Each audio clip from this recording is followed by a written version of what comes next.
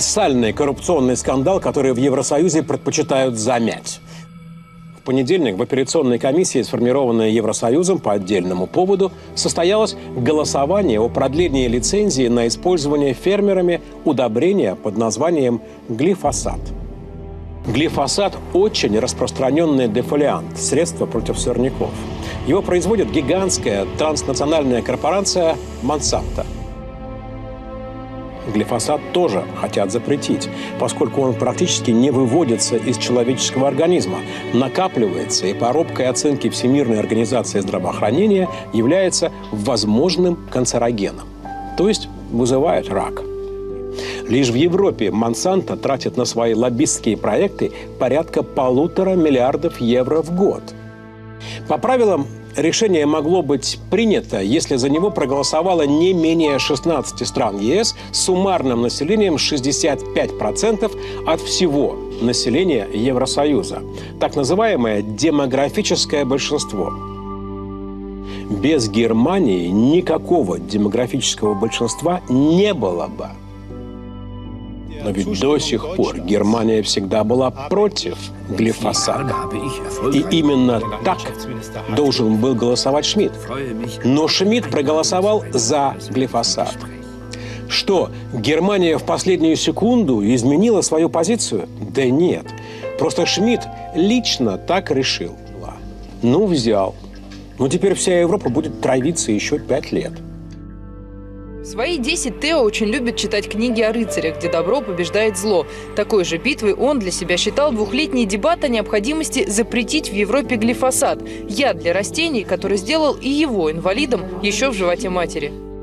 После появления на свет мальчик до 3 лет вообще не мог говорить. На сегодня ему сделали 52 операции, но ни здоровье, ни его голос восстановить врачи не смогли.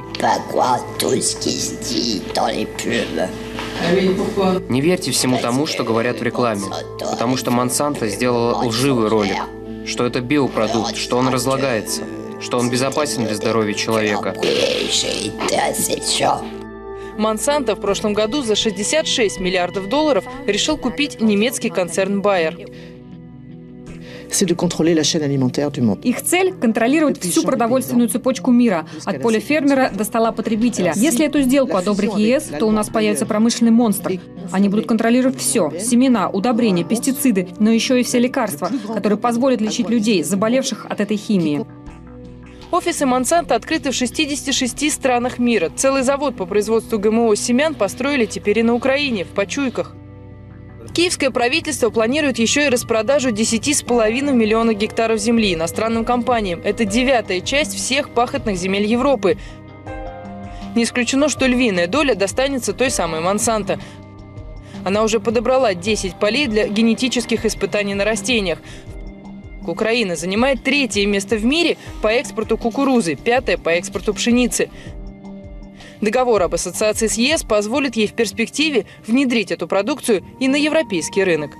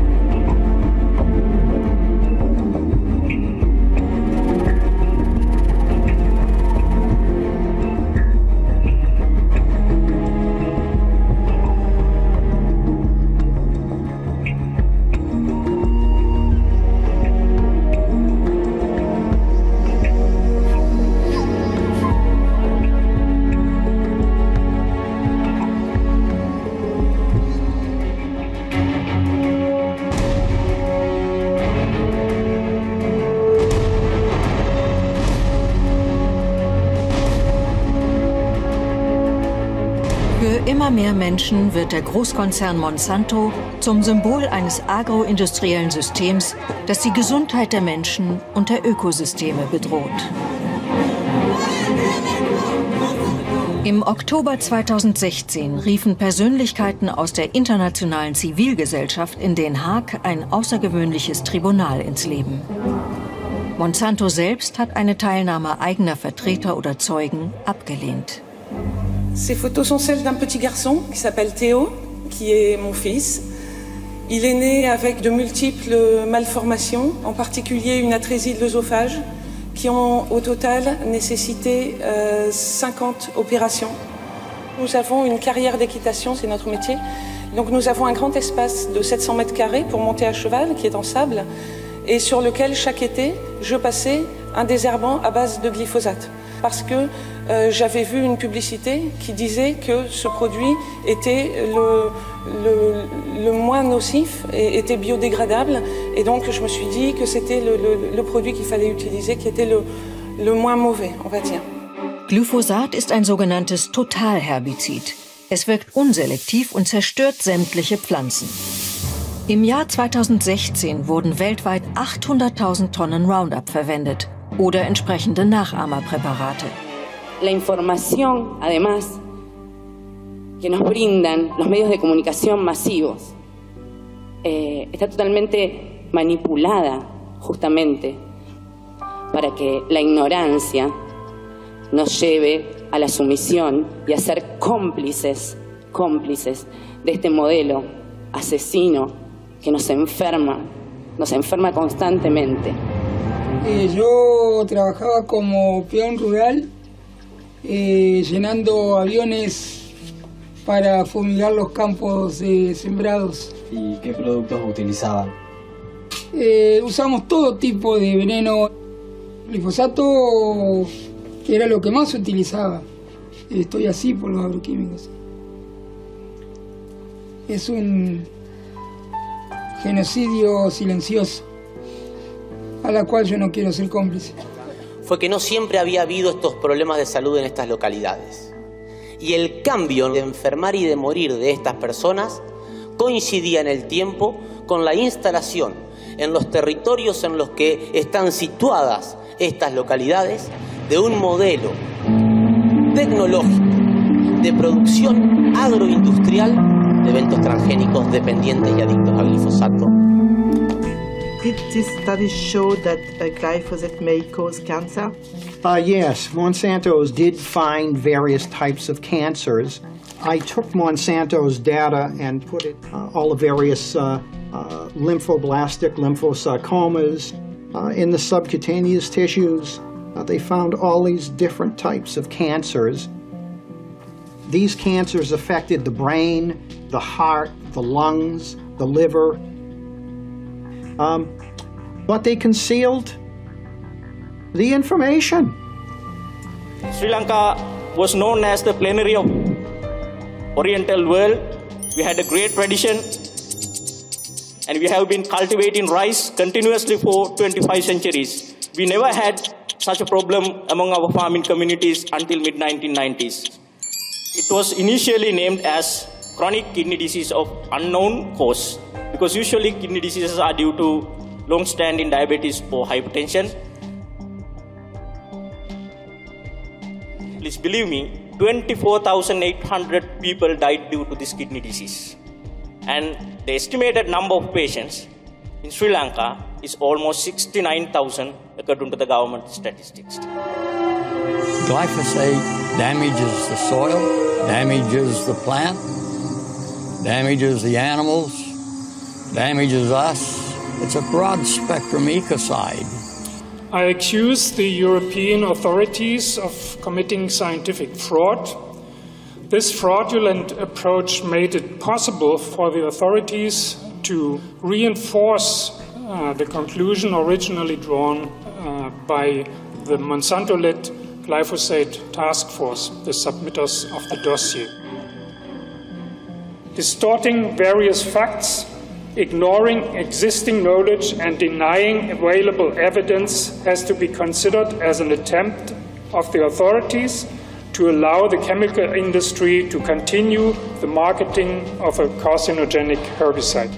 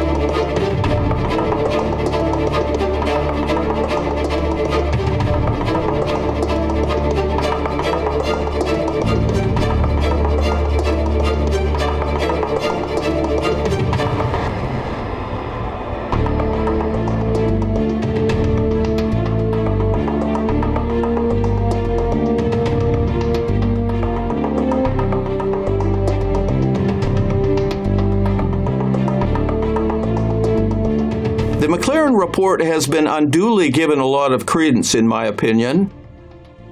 It's almost laughable how the assertions in that report are considered to be very profound and very well justified. McLaren actually refused to consider a written argument from the Russian side. He never went to Russia, never talked with Russian authorities, even though he was accusing them of state-sponsored doping. That's pretty poor. I mean, it's a fundamental principle of due process to listen to both sides of the story. One could speculate that there's a strong political bias at play here.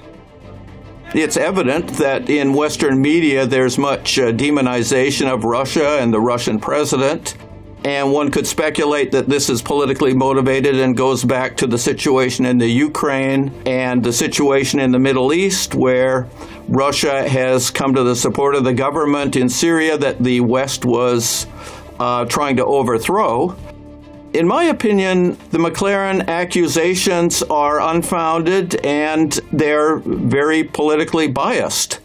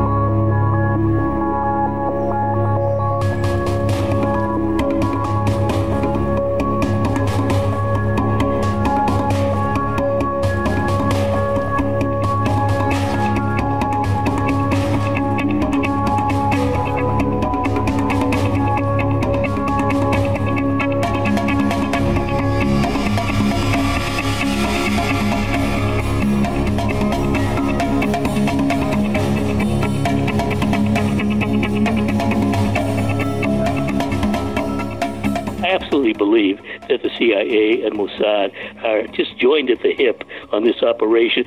They've wanted regime change in the country since the 1979 revolution. I mean, almost 40 years ago. And they tried it in 2009 with the Green Revolution.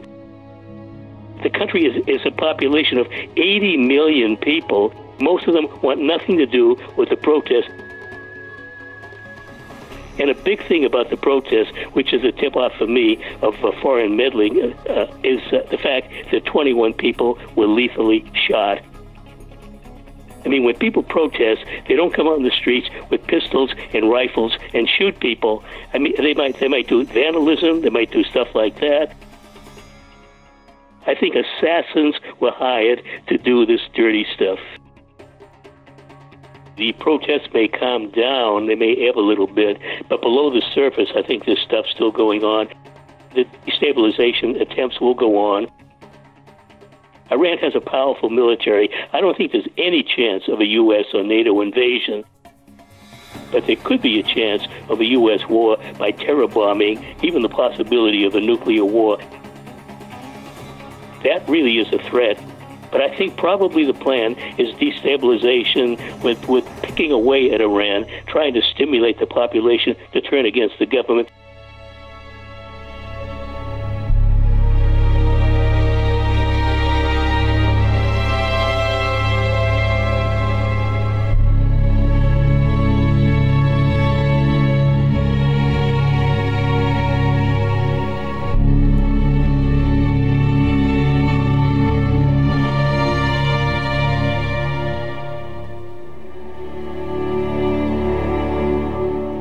seeing protests and an attempt at an uprising in Iran, which is classic in the way that the United States and Israel, because you can't divide the two, operate in terms of regime change.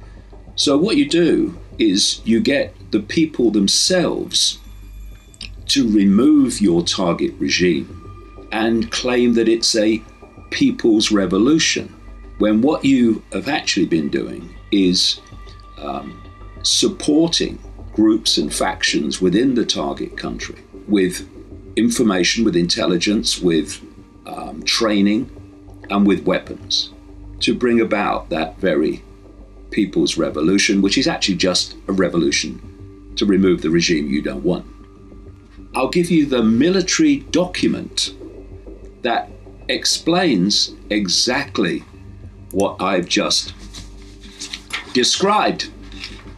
The US military's unconventional warfare strategy requires the target state population perceptions are first groomed into accepting an armed insurrection using, quote, propaganda and political and psychological efforts to discredit the government, creating local and national agitation, helping organize boycott strikes and other efforts to suggest public discontent, before beginning the, quote, infiltration of foreign organizers and advisors and foreign propaganda, material, money, weapons, and equipment. And that is exactly what happened in Libya and Syria quite blatantly. The United States, Israel, and the UK have interfered in the internal affairs of other countries on a scale unmatched by any other countries on earth. And we are now supposed to believe that these same forces in the West are suddenly filled with sympathy and concern for the people of Iran. People who have suffered economically because of the sanctions imposed by the United States. The hypocrisy is stunning.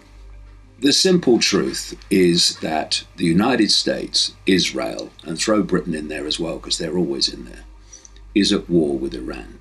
They may not be dropping bombs yet and invading the place, but they're at war by any definition of the term.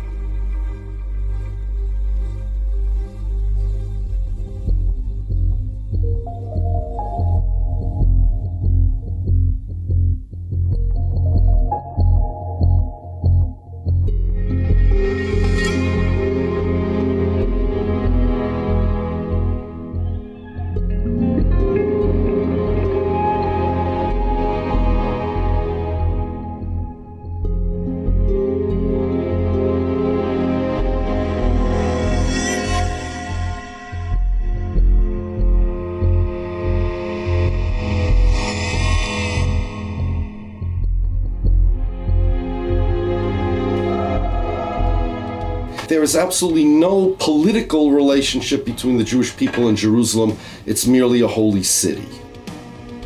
The Jewish people don't have a capital. We never had a capital. Countries have capitals. States have capitals. Now, the Jewish people are not a country or region. The Jewish people are a religious community. We pray towards Jerusalem, but we relate to Jerusalem only as a holy city, not as a political capital city of the Jewish people. And because it's a holy city, it doesn't matter who has sovereignty over it. Jerusalem is just as holy and just as much Jerusalem, whether it's under the auspices of the Turks, or the Romans, or the British, or whoever. It's important to know that the Zionists were the ones that started this business of the capital of the Jewish people. I was born in America, my father was born in Poland, my mother's family's from England. We have nothing to do with Israel. We're Jews, and Israel is not my nation state in the slightest. This is a unilateral claim of the Israelis, of the Zionists, and it's an assault on my religion.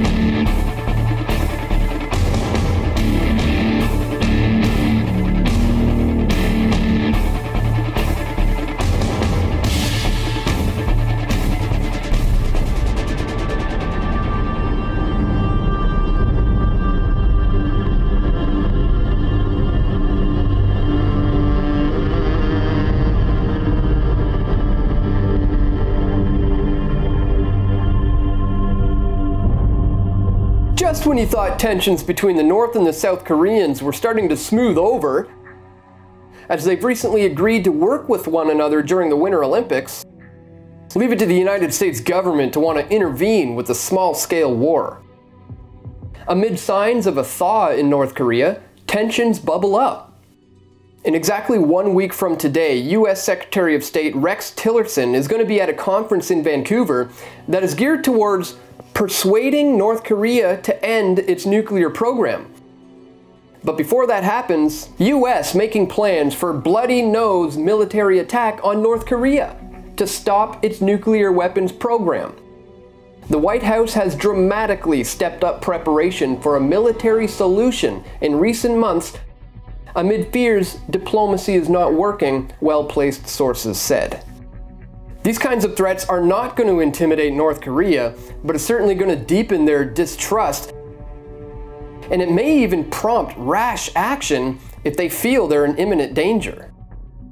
And North Korea considers its nuclear program to be vital to its survival, so they're not just going to trade it up merely for some sanctions relief. The United States government has brilliantly disguised their global regime change operations as humanitarian missions. And sometimes, if the big bad boogeyman isn't scary enough, they'll intervene in order to provide order out of chaos. They're going to push to move this diplomatic approach towards a military approach, just as Trump has hinted towards, and this has been the goal of the deep state all along, whether he realizes it or not.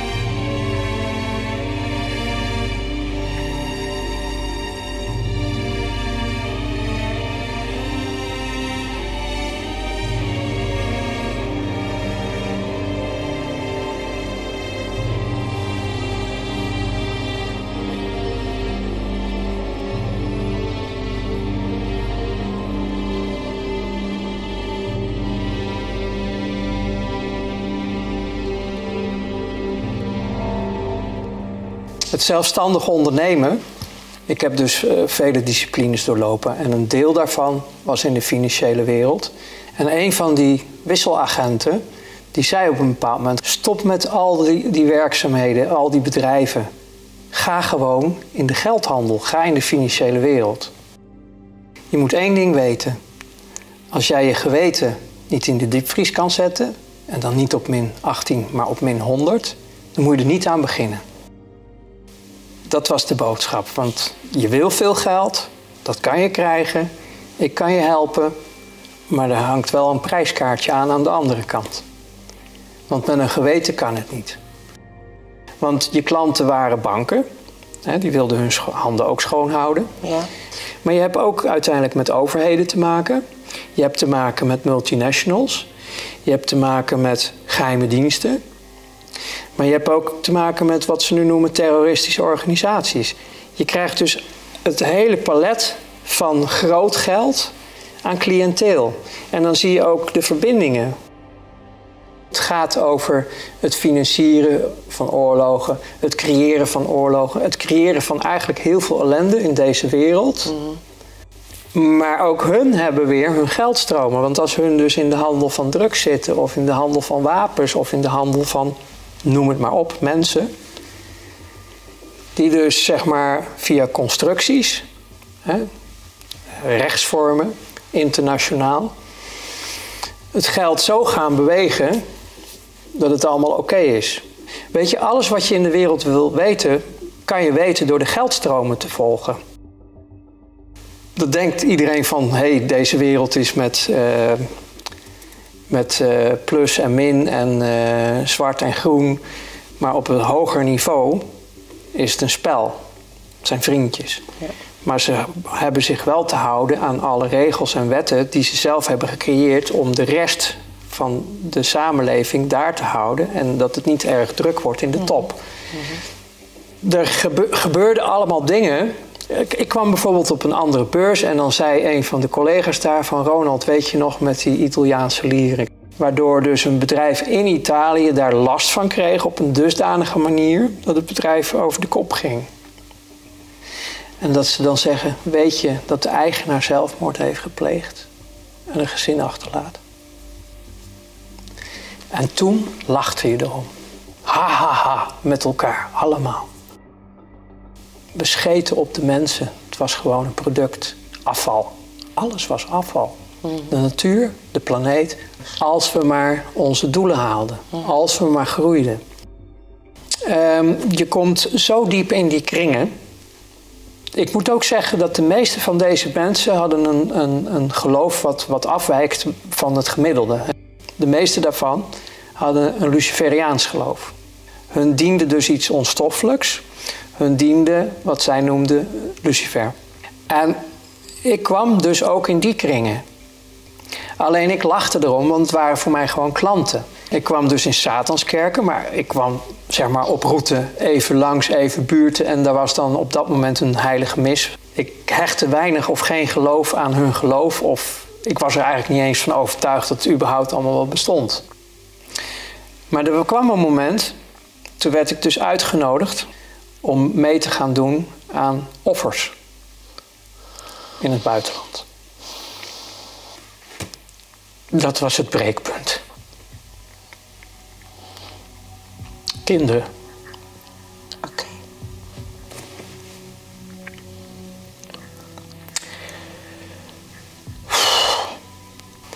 En toen begon ik dus dingen te weigeren binnen mijn werk. Ik kon het niet meer. Je mag zeggen het kwaad, het Luciferiaanse, het satanisme, hoe je het wil noemen. Het is een werkelijke entiteit die ons haat. Ja. Die haat de schepping, die haat het leven. En zal er ook alles aan doen om ons mensen te vernietigen. En hoe doe je dat? Door ze uit elkaar te houden. Verdeel en heers, dat klopt. Zolang je die maar gescheiden houdt, dan zorg je ervoor dat jouw grootste vijand, vanuit het Luciferiaans gezien, niet tot zijn volle potentie komt, niet tot zijn volle kracht komt. Niet kan gaan staan, want op het moment dat dat gebeurt, dan verdwijnt het. Dan verdwijnt die hele brulboei, dat monster, Het monster van meer, die verdwijnt.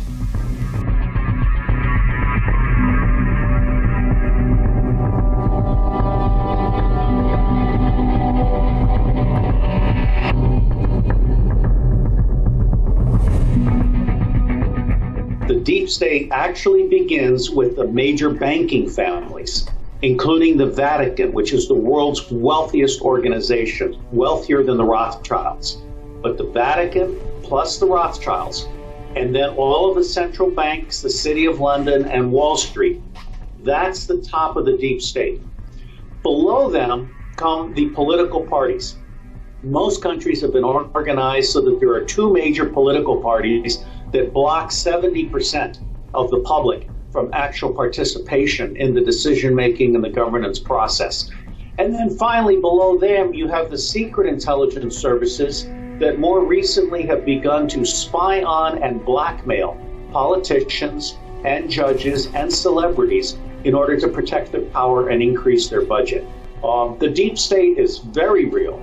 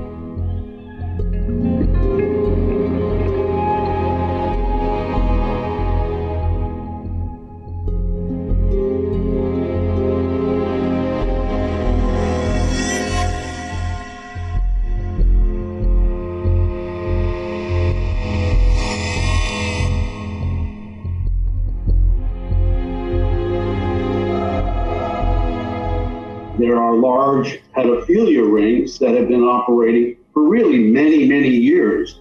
People don't realize, and it just kind of went underground from people's consciousness, and then resurfaced, of course, last October, November, and December with the release of the John Podesta emails, and then came the Pizzagate, and then that got the ball rolling for Pedogate, which is basically the world scandal of this trafficking ring network that's been going on for many, many years on this earth, and it's carried out by the ruling elite. We're talking about the bloodline families. Probably the most visible one is the Rothschilds, but it's all of them. It's the Rockefellers. It's the Bushes and the Clintons. I mean, there was that very corrupt dynasty that they had in power right through Obama.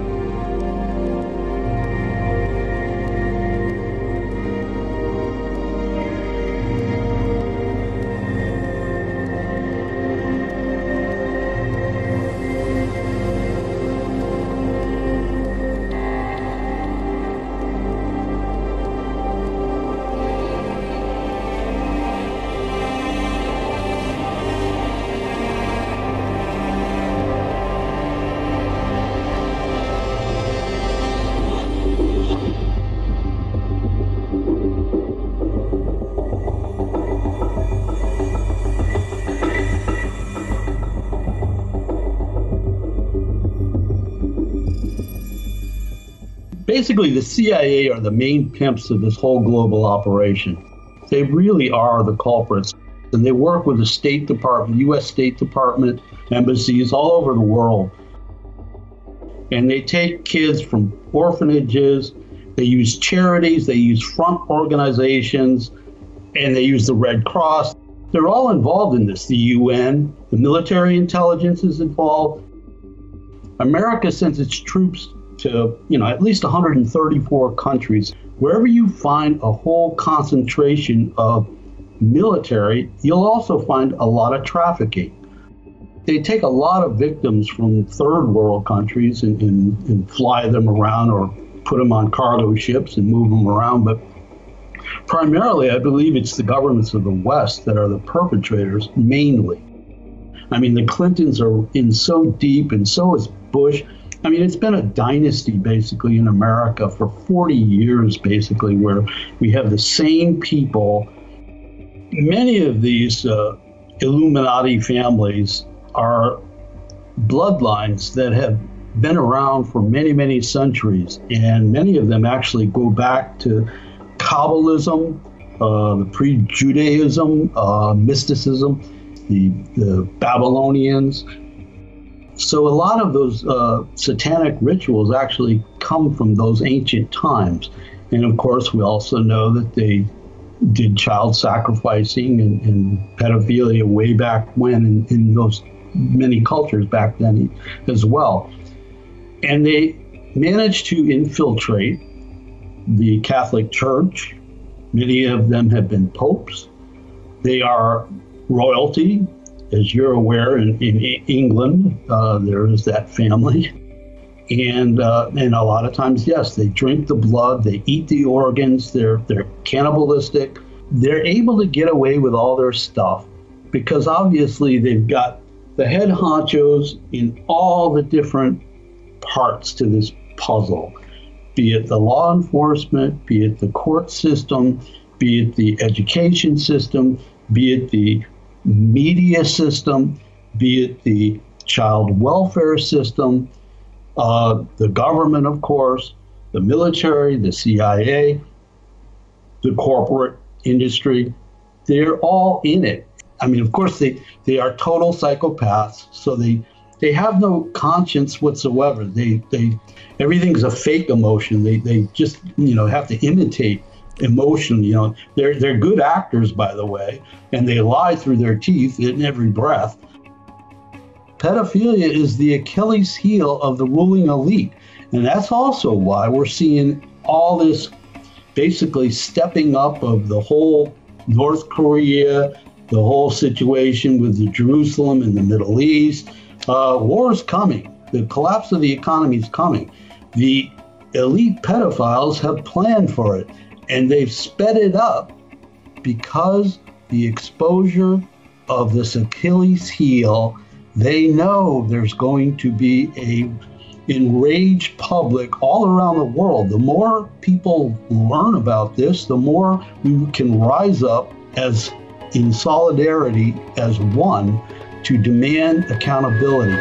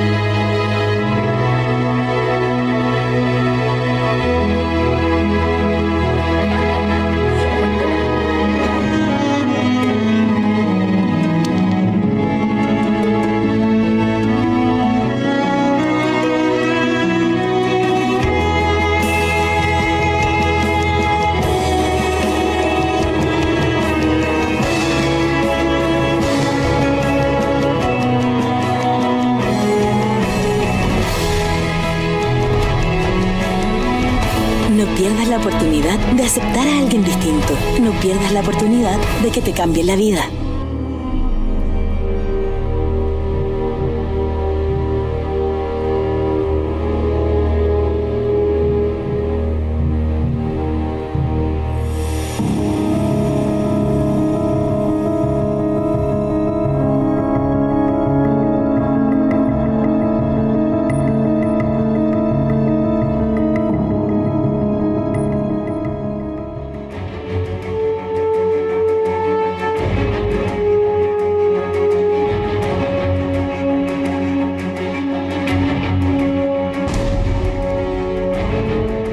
The people on this planet, they don't know there's extraterrestrials.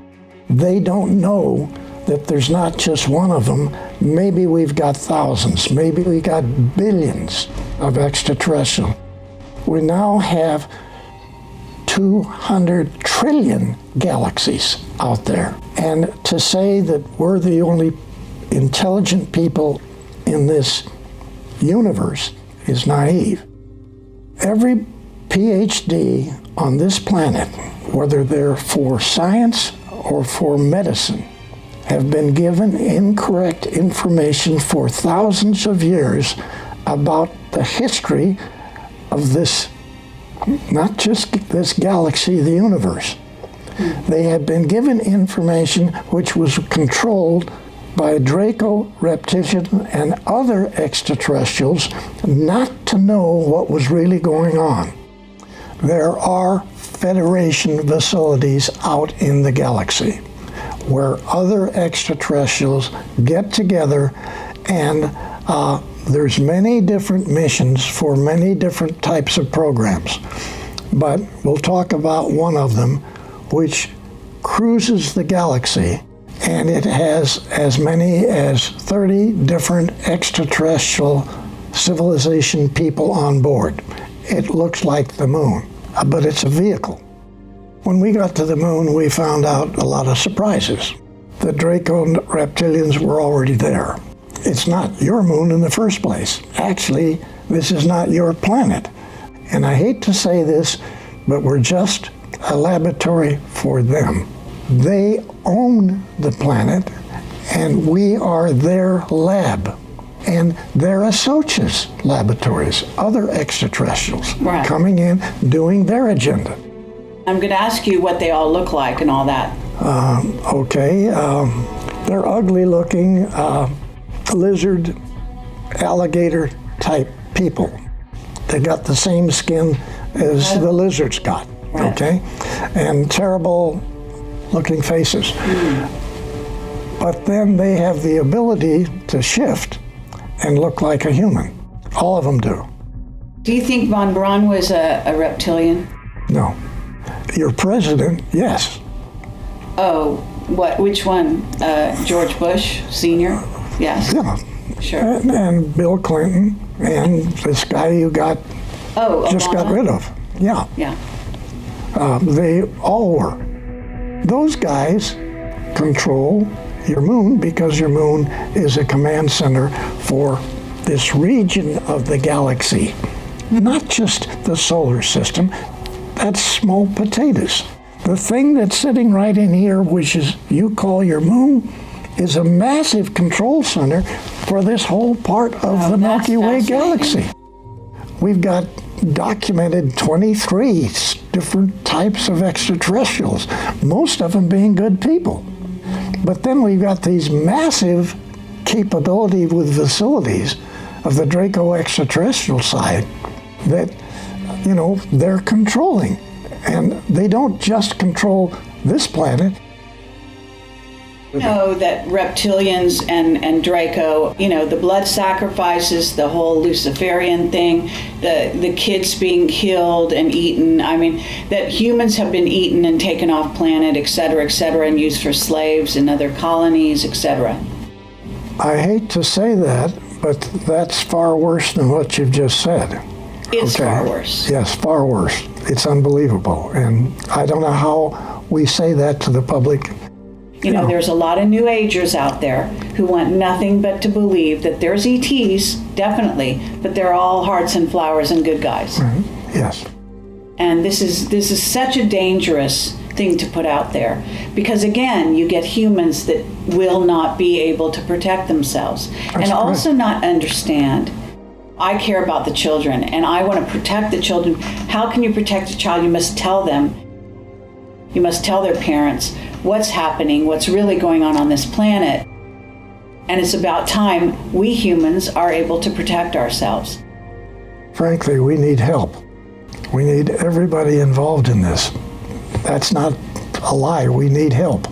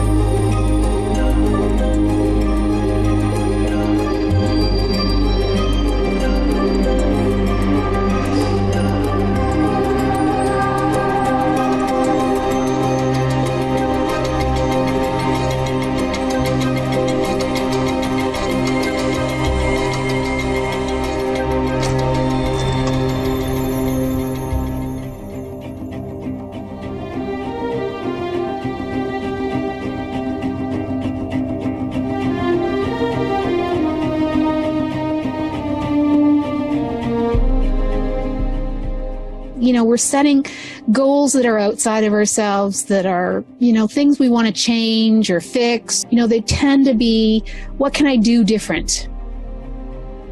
That's a good thing to do. It is good to do those things differently. But one needs to keep in mind that it's not the doing that is really so important. And that goes on both ends. It's not only the things that you do that really aren't that important, or the things that other people do that affect you.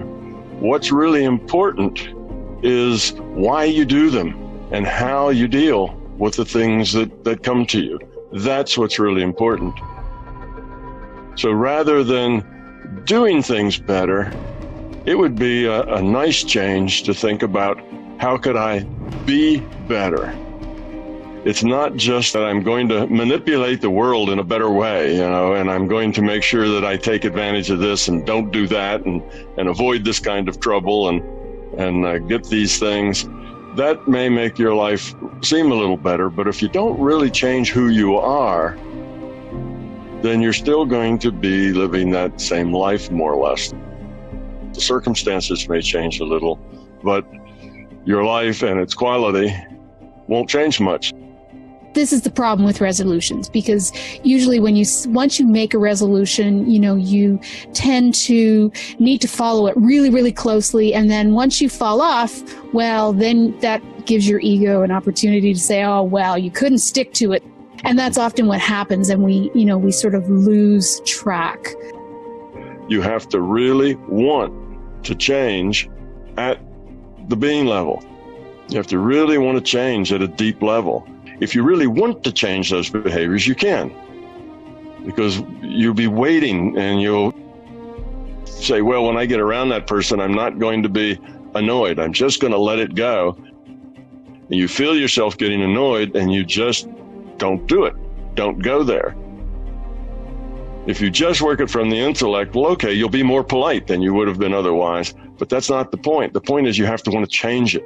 You have to say, I don't want to feel that way. I don't want to be that way. But it's not easy and it's not quick. But if you really want to do it, if you really have an intention, if your intent is to do it, and that's a strong intent that you keep with you, and it's an honest, being level intent, you will succeed. Your intent changes reality. That's why we start with being authentic and finding out who we are. Why do we do the things we do? What are our fears? You have a fear that you're not going to be seen as successful in the eyes of others.